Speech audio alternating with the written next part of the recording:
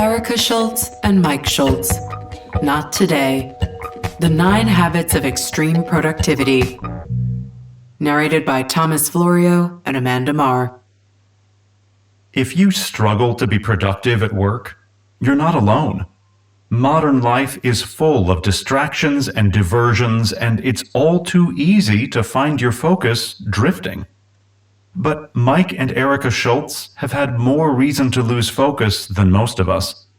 For years, they juggled running their own ambitious business with caring for their seriously ill son, Ari. But they managed to pull it off. These blinks will teach you some of the habits that Mike and Erica learned while they kept up that extraordinary balancing act. Because extreme productivity really can be learned.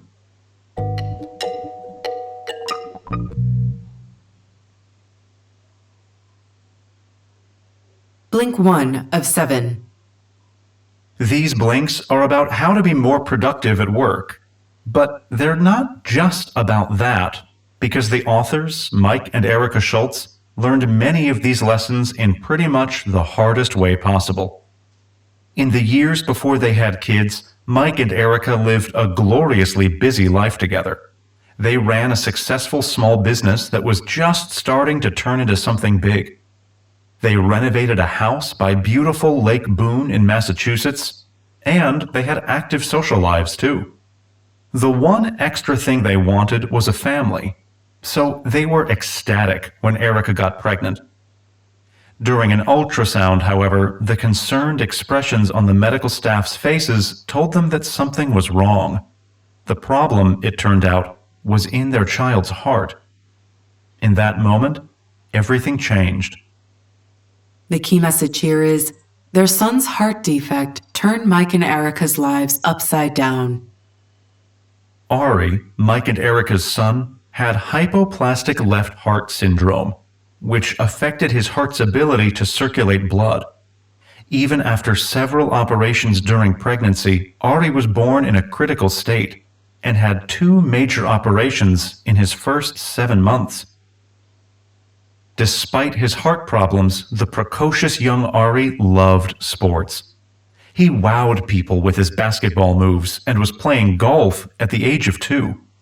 But in his 5.5 years of life, he spent more than a full year in hospital care.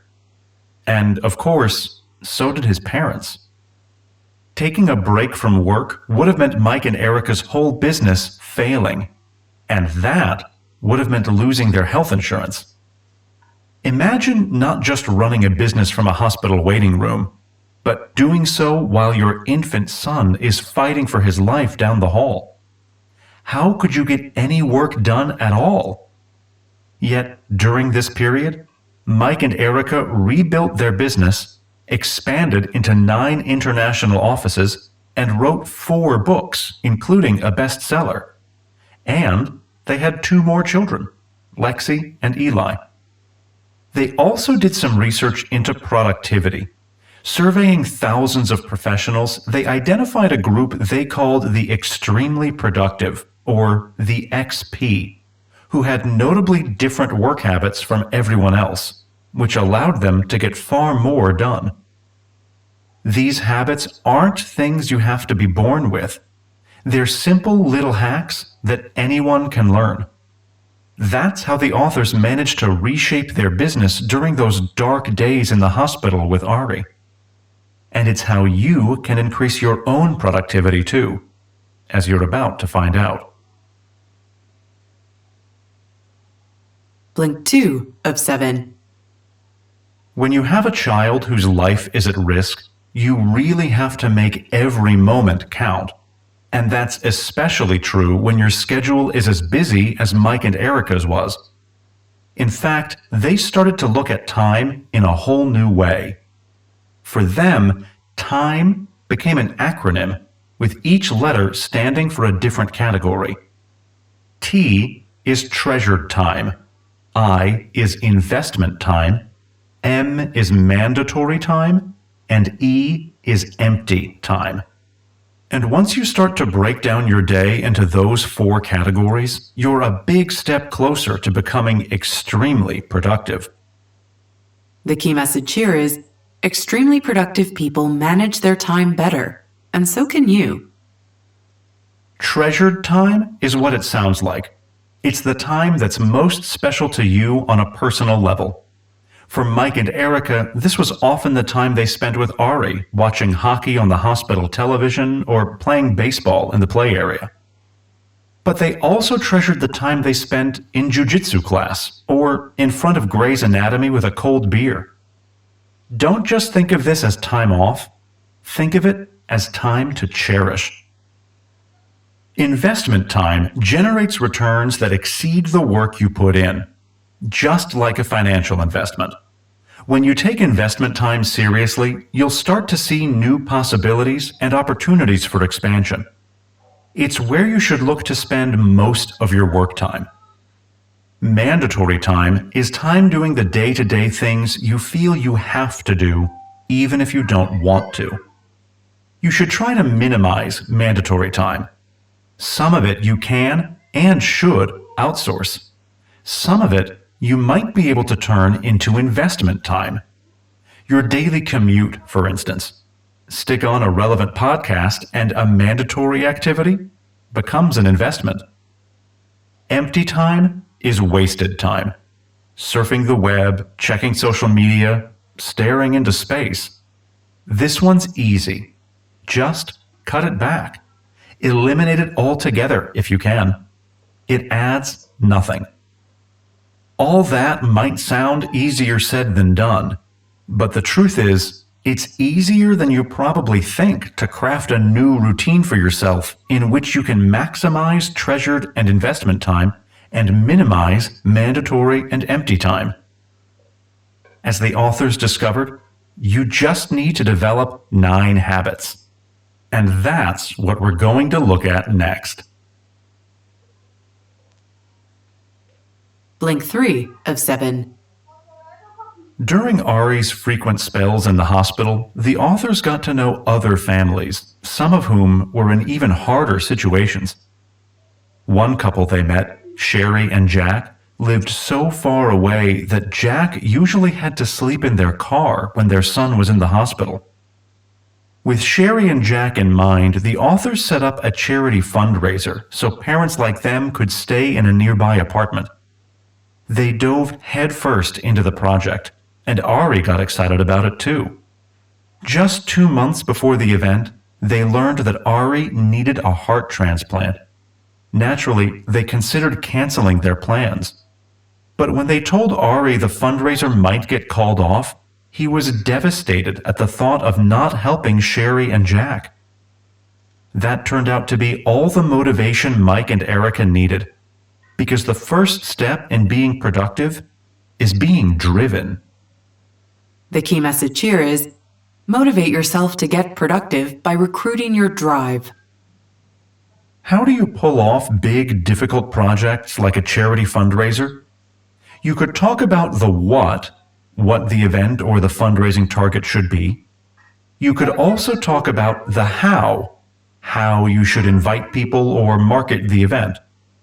Or you could talk about the why, which is all about a sense of purpose. Without purpose, you're just going through the motions. But with it, you're driven enough to accomplish almost anything.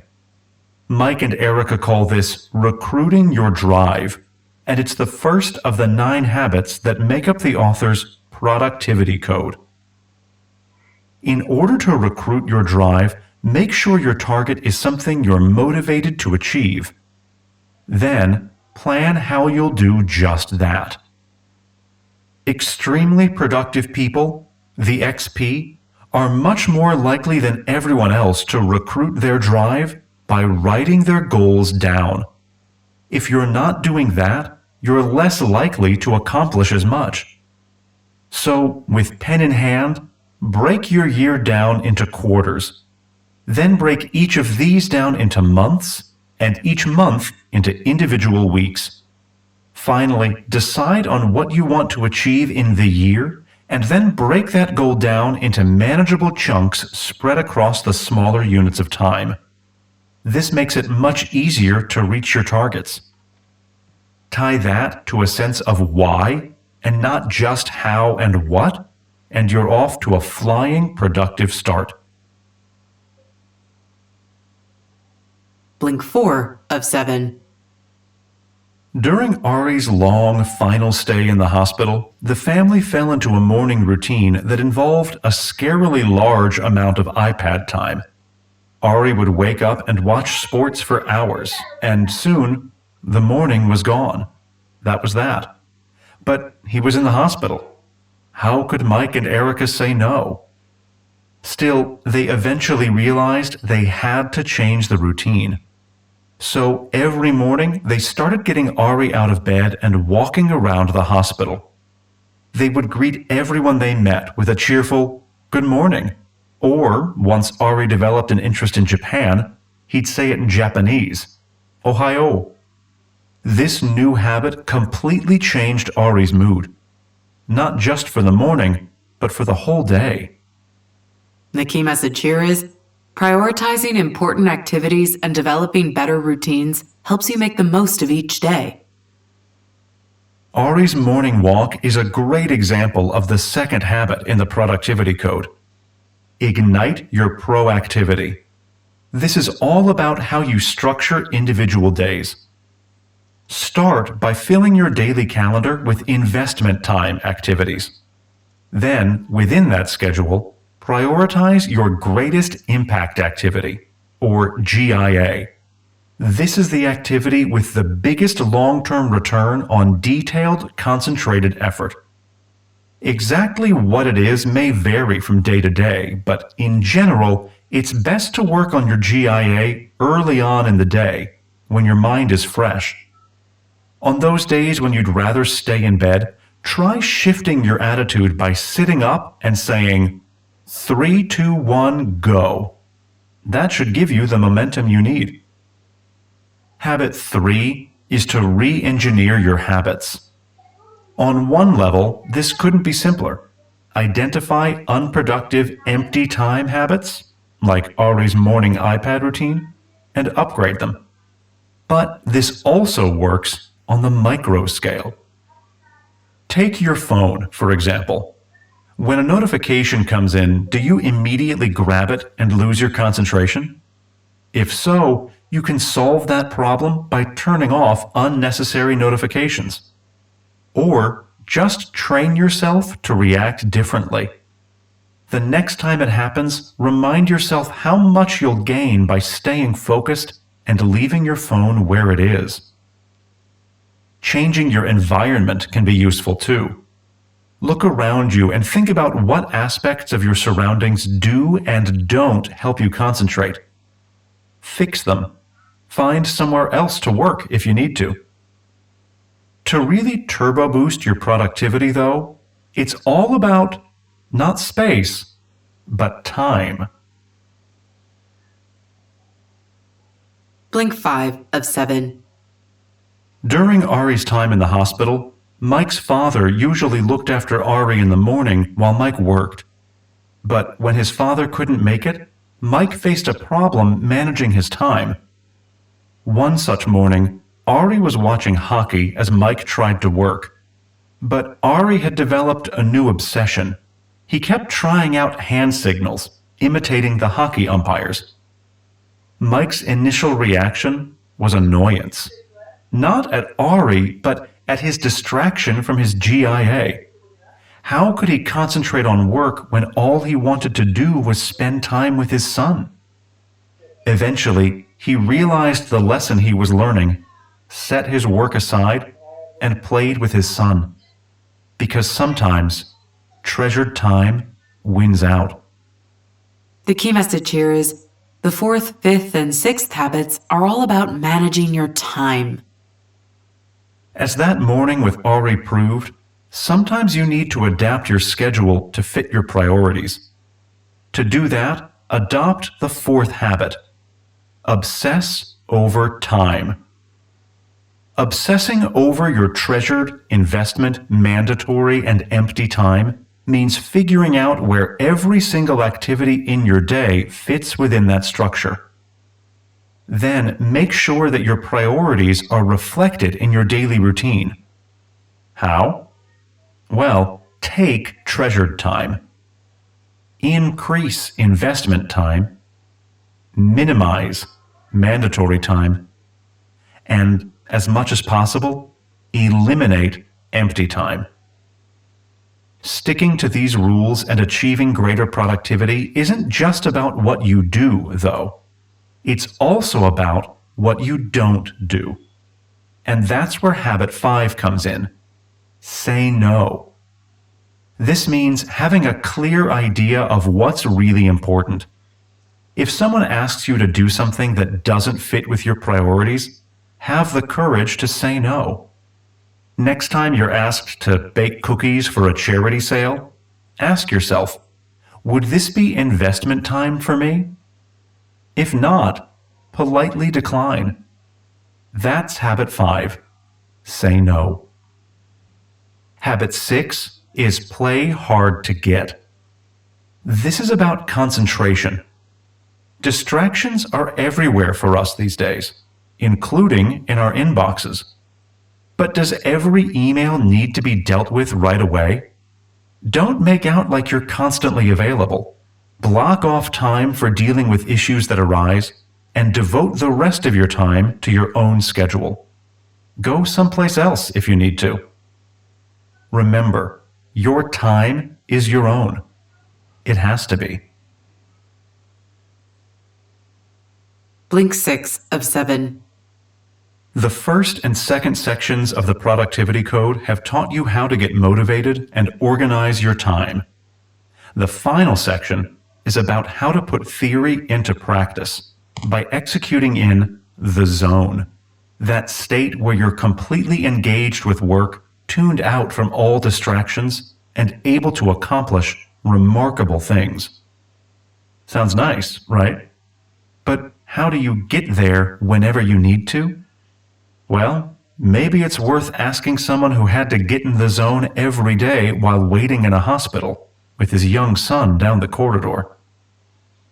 The key message here is, habits 7 and 8 get you into the zone and give you the energy to stay there. Mike wasn't always in the zone, especially in the early days of Ari's hospital stays.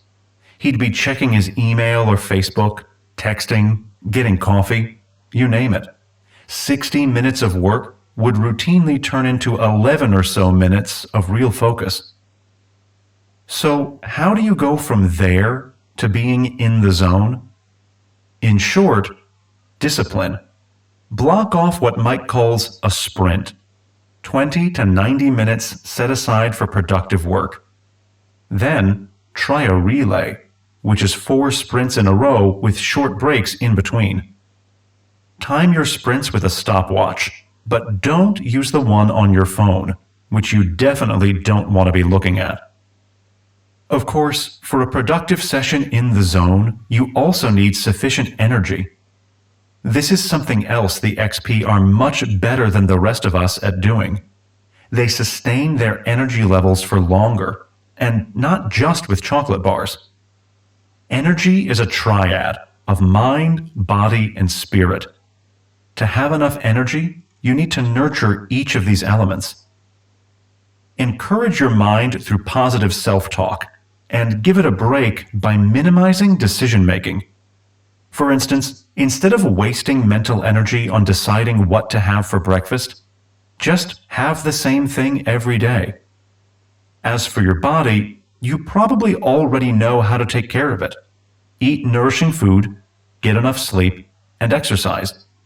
But do you do these things? If not, it's time to step up. Finally, there's spirit.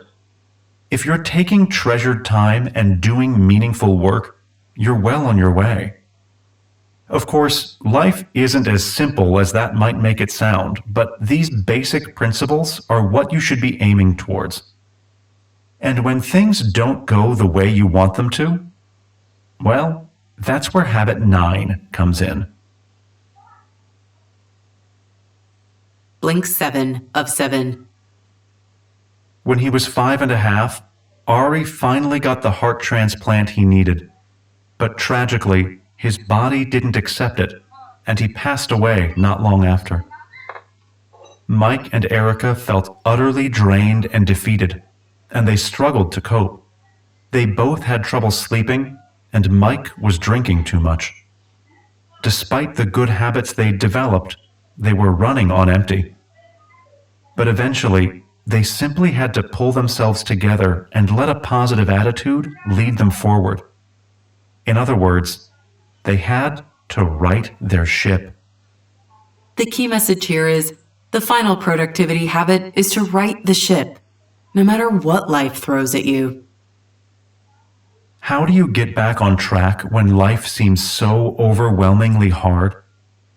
One way is to engage not your free will, but your free won't. This is a little like re-engineering your habits, and it's particularly useful if you've fallen into destructive routines. Start by identifying your bad habits, from ordering another beer to checking your phone. You might feel like you don't have the will to choose whether or not to do these things. But luckily, you do have free won't. So dig in and tell yourself no. In Mike's case, this meant giving up alcohol and taking up exercise, which helped him lose 25 pounds and start sleeping well again. Another tip relates to the author's advice on breaking down large tasks into small ones. Micro changes make a huge difference, not just in achieving your goals, but in improving your outlook. If getting into cycling feels like too big of a commitment, turn it into a manageable one. Ride for just 15 minutes the first day, and then let yourself relax. One final tip for righting the ship is to make a contract with yourself. This could be as simple as signing up for a class or joining a gym. Or you could promise yourself that if you don't meet a target, you'll make a donation to a charity you dislike. That's how Mike lost all that weight. Ari may be gone, but he's still in his parents' hearts, inspiring them and motivating them to make the most of their lives. And that's a lesson everyone should remember. The XP aren't magicians. Just like the rest of us, they get distracted, discouraged, thrown off course. But they are far more likely than anyone else to get themselves back on track. And with just a few adjustments to your routine, you can do the same. You've just listened to our blinks to Not Today by Erica Schultz and Mike Schultz. The key message in these blinks is that Erica and Mike Schultz learned the hard way how to become extremely productive, while their young son Ari was fighting a heart condition. But the brilliantly effective habits they developed can be learned by anyone and everyone who wants to get more done. The 9 habits revolve around getting motivated, obsessing over your time schedule, and working steadily and energetically in the zone. Extreme productivity is closer than you think. And here's some more actionable advice. Set a big picture goal and then break it down. Productivity isn't just about how and what. It's also about why. And that's why you need a big picture goal.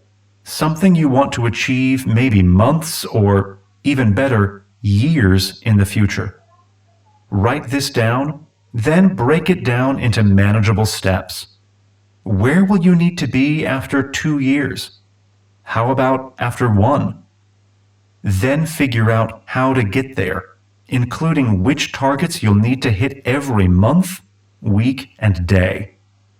Once your goal is broken down into chunks, you'll start to see that it really is achievable.